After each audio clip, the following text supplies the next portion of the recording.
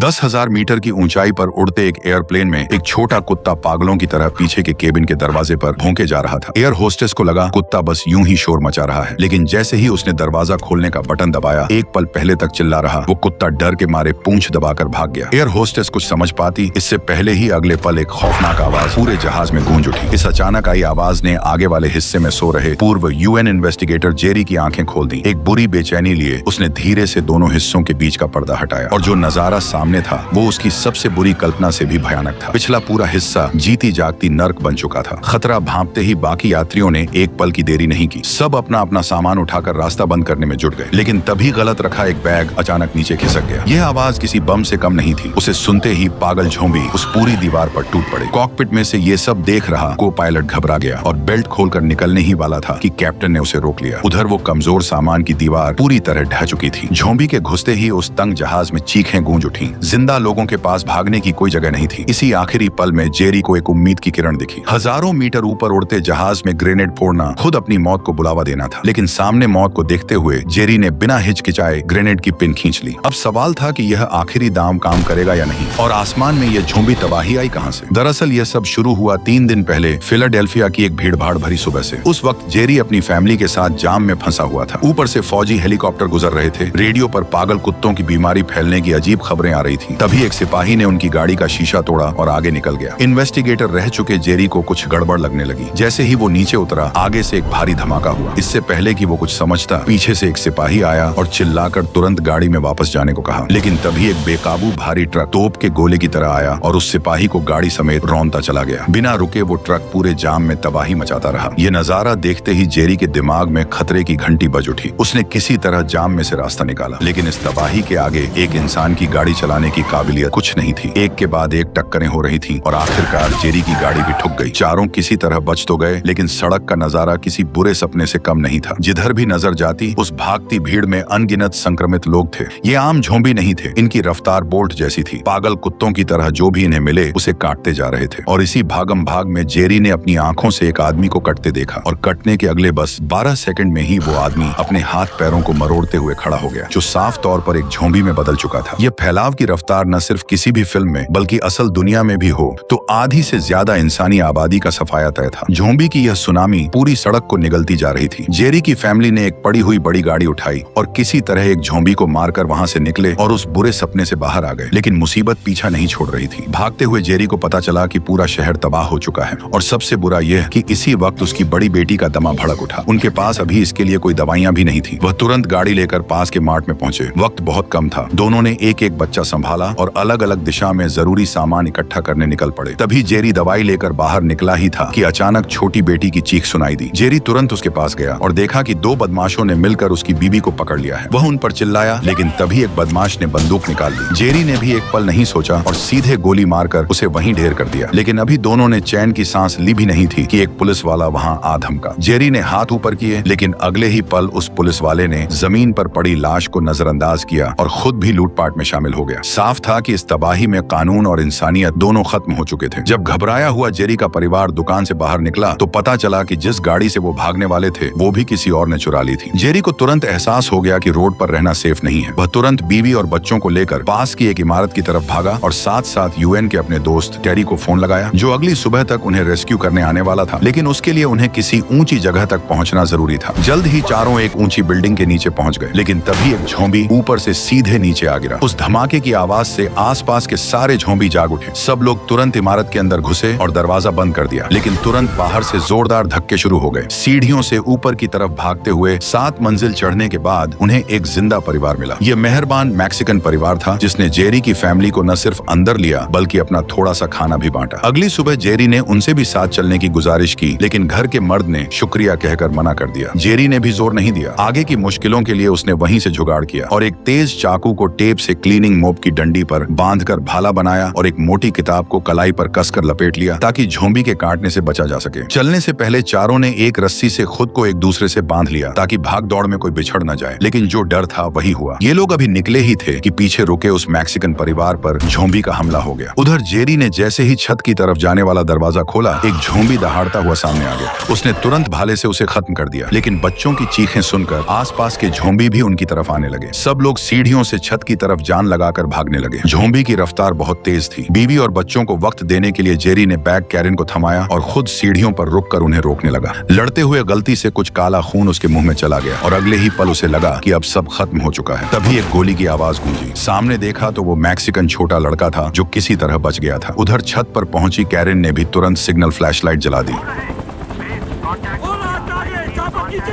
लेकिन जैसे ही जेरी उस लड़के के साथ छत पर पहुंचा, वो पागलों की तरह सीधे 100 मीटर ऊंची छत के किनारे पर जा खड़ा हुआ और 12 सेकंड की गिनती शुरू कर दी। अगर वो बदल गया तो बिना एक पल सोचे नीचे कूद जाएगा। वह अपनी बीवी और बच्चों को नुकसान पहुंचाने का एक मौका भी खुद को नहीं देना चाहता था। लंबे 12 सेकंड बीते। किस्मत से जेरी को कोई इन्फेक्शन नहीं हुआ था।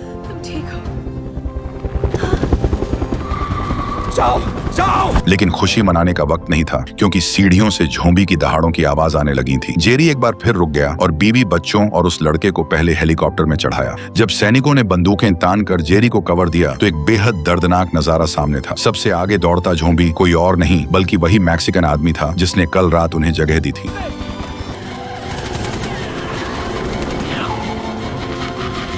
आखिरी कुछ ज़ॉम्बी छत से नीचे गिर गए और किसी तरह यह परिवार एक बार फिर बच निकला। 2 घंटे बाद हेलीकॉप्टर अटलांटिक महासागर में खड़े आर्गस नाम के बैटलशिप पर उतरा, जहां टेरी डेक पर पहले से उनका इंतजार कर रहा था। लेकिन इस तबाह दुनिया में यहाँ कोई मुफ्त की सवारी नहीं थी। उस बाजार जैसे अफरा तफरी भरे अस्थायी कमांड सेंटर में टेरी ने जेरी को एक के बाद एक भयानक सच्चाइयां बताई। राष्ट्रपति मर चुका था, जमीन पूरी तरह तबाह हो चुकी थी और इस जहाज पर भी जरूरी सामान खत्म होने की कगार पर था। सीधे शब्दों में कहें तो यह जहाज एक डूबती हुई तैरती कब्र था। तभी फौज का सबसे बड़ा अफसर कर्नल सामने आया और बिना किसी बकवास के सीधे मेन बात पर आ गया। फौज ने एक खुफिया सूचना के आधार पर वायरस की जड़ दक्षिण कोरिया में तैनात अमेरिकी सैनिक अड्डे तक पहुंचाई थी। लेकिन मुश्किल यह थी कि वो सूचना भेजने के बाद वहां से कोई जवाब नहीं आया था। ये जानकारी एक बेहद काबिल वायरस स्पेशलिस्ट डॉक्टर के पास थी और कर्नल का मकसद एकदम साफ था। वो चाहते थे कि यूएन का सबसे बेहतरीन जांचकर्ता जेरी एक बार फिर मैदान में उतरे और उस डॉक्टर को कोरिया ले जाकर शुरुआती मरीज को ढूंढे। जेरी कुछ बोल पाता इससे पहले ही कर्नल ने अमेरिकी अंदाज में आखिरी बात कह दी। बात इतनी साफ थी कि चारों समझ गए, या तो जेरी यह काम करे वरना आज रात उसकी पूरी फैमिली को ज़ॉम्बी से भरे उस तबाह शहर में वापस फेंक दिया जाएगा। अपने परिवार को बचाने के लिए जेरी को मजबूरन ये मौत से खेलने वाला सफर कबूल करना पड़ा और पहला पड़ाव दक्षिण कोरिया का हम्फ्रीज सैनिक अड्डा था,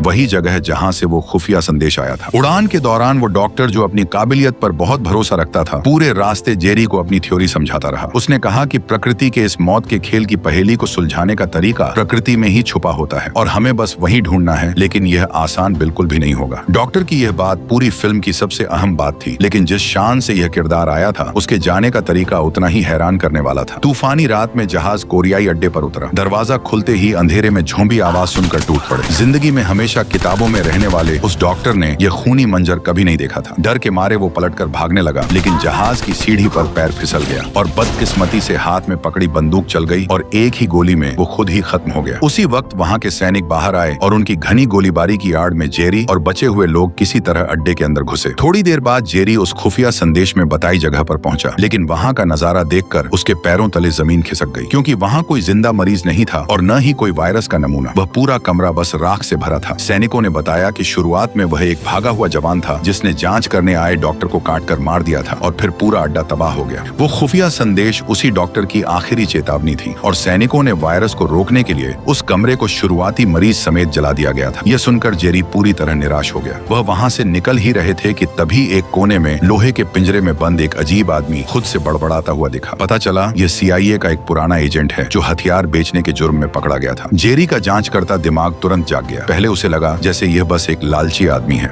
लेकिन उस आदमी ने जेरी के सामने एक के बाद एक ऐसी बातें रखी जो होश उड़ा देने वाली थी। उस बूढ़े ने एकदम सीधे मजाकिया लहजे में जेरी को बताया कि जैसे ही वायरस फैला, उत्तर कोरिया ने 24 घंटे के अंदर फौज लगाकर अपने 2 करोड़ 30 लाख लोगों के सारे दांत निकाल दिए। उनका मोटिव साफ था कि अगर दांत ही नहीं रहेंगे तो कोई एक दूसरे को काट ही नहीं पाएगा और वायरस फैलेगा भी नहीं। यह इंसानी इतिहास की सबसे क्रूर लेकिन सबसे सीधी तरकीब थी। जेरी को लगा यह आदमी बकवास कर रहा है, लेकिन जब जेरी ने विश्वास नहीं किया तो उस आदमी ने एक हैरान करने वाली बात बताई। दुनिया के बाकी देश ज़ॉम्बी को महामारी या दंगा समझ रहे थे, लेकिन इजराइल ने जैसे पहले से ही भविष्य देख लिया हो। उन्होंने एक हफ्ते पहले ही पूरे देश की सीमाएं बंद कर दी थी और एक विशाल दीवार खड़ी कर दी थी। ये सुराग अजीब जरूर था, लेकिन जेरी के पास अब कोई और रास्ता नहीं था। बचे हुए सैनिकों के साथ बारिश और झोंबी की उस रात में किसी तरह वह जहाज में चढ़े और सीधे उसी शहर यरूशलेम में जाने की तैयारी करने लगे, जिसे लोग बिल्कुल सुरक्षित बता रहे थे। जब जहाज बादलों को चीरता हुआ शहर के ऊपर के पास पहुंचा तो जेरी का मुंह खुला का खुला रह गया। जब पूरी दुनिया झोंबी के हमलों से तबाह हो रही थी, यरूशलेम सच में एक बंद किले की तरह बिल्कुल सही सलामत खड़ा था। और यह सब मुमकिन हुआ था उस एक विशाल दीवार की वजह से जो पूरे शहर को घेरे हुए थी। जल्द ही जेरी की मुलाकात उस हथियार तस्कर के बताए अहम शख्स से हुई, मौसाद के बड़े अफसर जुर्गेन से। जब जेरी ने पूछा कि तुम्हें इसके बारे में पहले से कैसे पता चला, तो जुर्गेन ने एक बेहद कड़ा खुफिया नियम बताया, 10वें आदमी का नियम। यानी जब 9 लोग एक ही जानकारी देखकर एक ही नतीजे पर पहुंचे तो 10वें आदमी को हर हाल में उल्टा सोचना होगा और सबसे बुरी संभावना मानकर सबूत ढूंढने होंगे। जुर्गेन वही 10वां आदमी था जिसने मान लिया था कि झोंबी सच में दुनिया तबाह कर देंगे। इसी सोच की वजह से इजराइल ने पहले ही यह दीवार खड़ी की और आखिरी बची हुई जमीन बचा ली। और इस वक्त उस दीवार के अंदर बचे हुए लोग जश्न मना रहे थे, जैसे सच में किसी बाग में हों। लेकिन इस तबाह दुनिया में सबसे खतरनाक चीज यही बेफिक्री थी।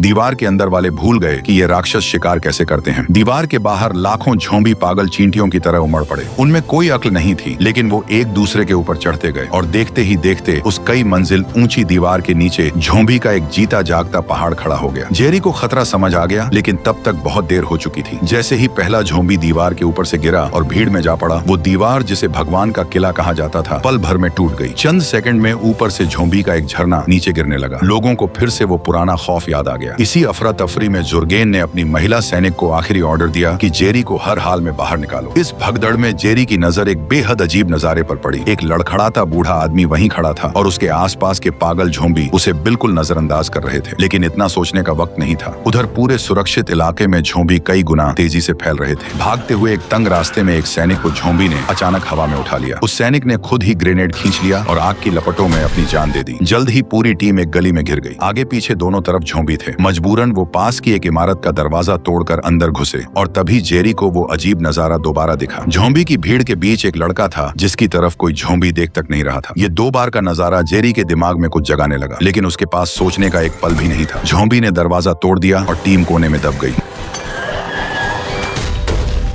महिला सैनिक सेगेन ने यह सोचकर कि सब खत्म हो गया झांक कर देखने की कोशिश की। तभी एक झोंबी ने झपट्टा मारा। सेगेन ने तुरंत उसे मार गिराया, लेकिन नीचे देखा तो हाथ पर दांतों के निशान थे। बिना एक पल गवाए जेरी ने सेगेन की तलवार निकाली और एक ही वार में उसका बायां हाथ काट दिया। फिर उसने खून बहते जख्म पर पट्टी बांधी और सांसें रोककर गिनती शुरू कर दी। पास खड़े सैनिक ने बंदूक सीधे सेगेन के सिर पर टिका दी, लेकिन 12 सेकंड बीते और सेगेन तड़पने के अलावा कुछ नहीं बदली। लेकिन जैसे ही सब बाहर निकले और हेलीकॉप्टर की तरफ बढ़े तो एक और मुसीबत सामने आ गई। पास की इमारत की छत पर खड़े झोंबी बारिश की बूंदों की तरह सीधे हवा में कूद पड़े और पलक झपकते ही वो बचाव का हेलीकॉप्टर झोंबी के बोझ तले दबकर बेकाबू हो गया और सीधे जाके तबाह हो गया। लेकिन मुसीबत यही नहीं रुकी। जैसे ही झोंबी का कहर टूटा, जेरी जिस फौजी जहाज से आया था वो उसे वहीं छोड़कर भाग निकला। जब वो लोग जान की बाजी लगाकर किसी तरह रनवे तक पहुंचे तो वो जहाज उनके सिर के ऊपर से गुजर चुका था। पूरी तरह टूट चुके उन लोगों की नजर पास ही खड़े एक पैसेंजर प्लेन पर पड़ी। अब यही एकमात्र रास्ता था। कानून की परवाह किए बिना बचे हुए लोग उस जहाज की तरफ दौड़े और सीधे कॉकपिट के सामने जाकर बंदूक तान दी। मजबूर पायलट ने प्लेन रोककर दरवाजा खोला और कटे हाथ वाली सेगेन और जेरी को लेकर यरूशलेम की उस नरक से उड़ान भरी। प्लेन हवा में पहुंचा तो थके हुए जेरी ने फर्स्ट एड बॉक्स निकाला और सेगेन के जख्म साफ करने लगा। अपना कटा हाथ देखकर हमेशा मजबूत रहने वाली सेगेन ने कड़वी हंसी के साथ कहा कि अब तो मैं बोझ बन गई हूँ। बोझ शब्द सुनते ही जेरी के चेहरे पर एक अजीब सी जकड़न आ गई। इस पूरे सफर की सारी यादें तेजी से उसके दिमाग में घूमने लगी। कोरिया के उस अड्डे पर झोंबी की भीड़ में सही सलामत खड़ा लंगड़ा आदमी, यरूशलेम की गली में झोंबी के बीच से बेखौफ गुजरता झुका हुआ बूढ़ा और गंजा लड़का,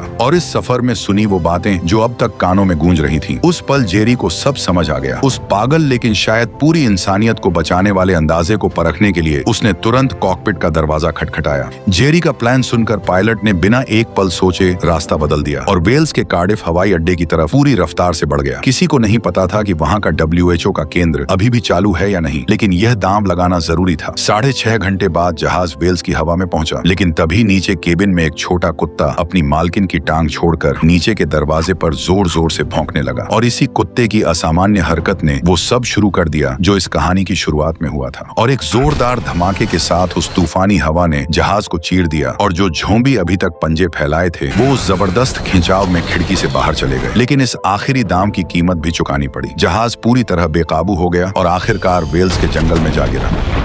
जब जेरी बेहोशी से जागा तो पूरे जिस्म में दर्द की लहरें दौड़ रही थीं। नीचे देखा तो लोहे का एक नुकीला टुकड़ा पेट में ढंसा हुआ था। तकलीफ सहते हुए वो नीचे गिरा।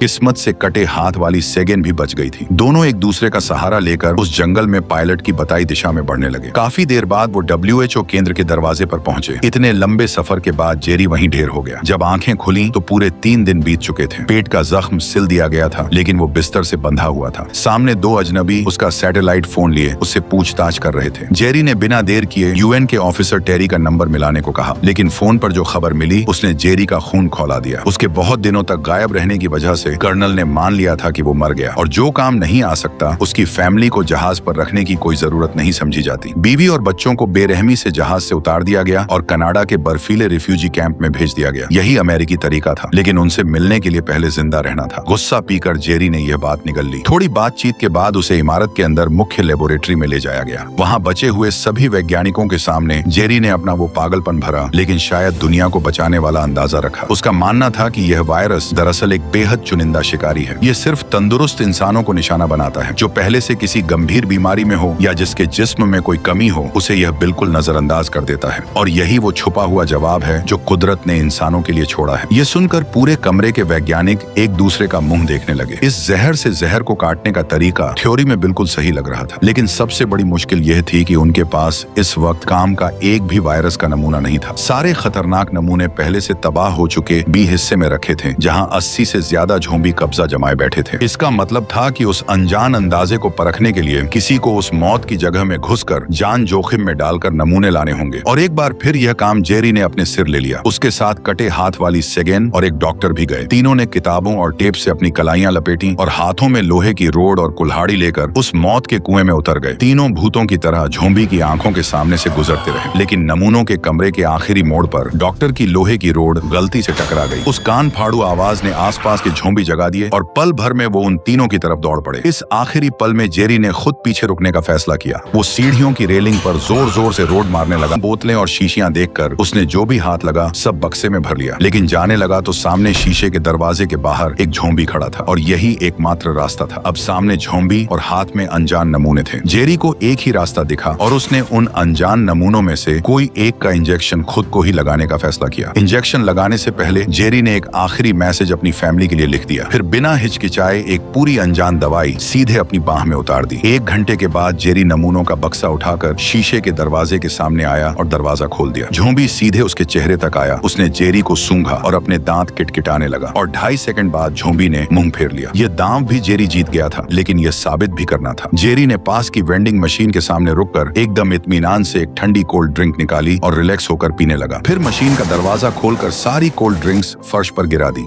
यह शोर पूरी इमारत के झोंबीज को जगाने के लिए काफी था। अब उस बिल्डिंग के सारे ज़ॉम्बी उसी की तरफ आ रहे थे, लेकिन अब ज़ॉम्बीज के लिए जेरी मानो वहाँ था ही नहीं और वो बेफिक्री से उस ज़ॉम्बीज के तूफान के बीच से चलता हुआ बाहर निकल गया। लेबोरेटरी में वापस पहुंचते ही वैज्ञानिकों ने तुरंत जेरी को एंटीबायोटिक दिया और किस्मत ने एक बार फिर उसका साथ दिया। जो नमूना उसने अंदाजे से चुना था वो सिर्फ एक साधारण जीवाणु था, कोई जानलेवा वायरस नहीं। अहम नमूने हाथ आने के बाद जेरी और सेगेन ने WHO सेंटर से विदाई ली। 60 घंटे बाद तमाम मुसीबतों से गुजरा हुआ जेरी कनाडा के रिफ्यूजी कैंप के किनारे पर अपने परिवार से जा मिला।